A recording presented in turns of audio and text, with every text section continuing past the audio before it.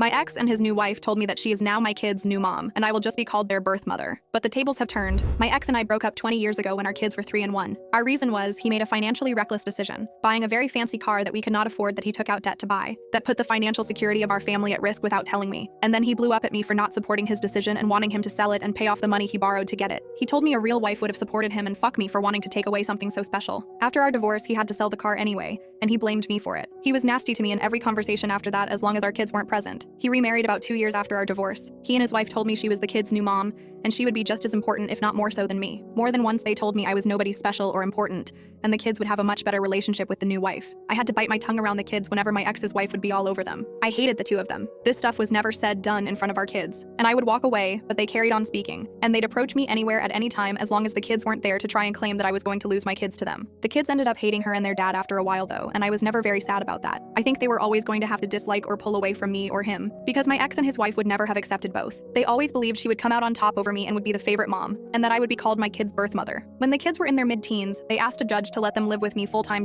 and that was granted. They had calls and some non-overnight visitation with their dad that they hated, and now both of them are in college and in their 20s, and they have been no contact with both for a couple of years now. I was recently at the opening of a new restaurant in town when my ex and his wife confronted me over the state of their relationship with the kids. Before they could get too nasty to me again, I smiled and told them that it was not my fault they destroyed their relationship with the kids, and they were wrong about the outcome. Then I decided to be a little petty, and I gloated that I guess she was the one who was nobody special or important after all, because the kids certainly never called her their mom. I know what I said was petty, and that it was rubbing it in. Maybe it makes me as bad as them, or maybe not, but it felt good after years of putting up with so much from them.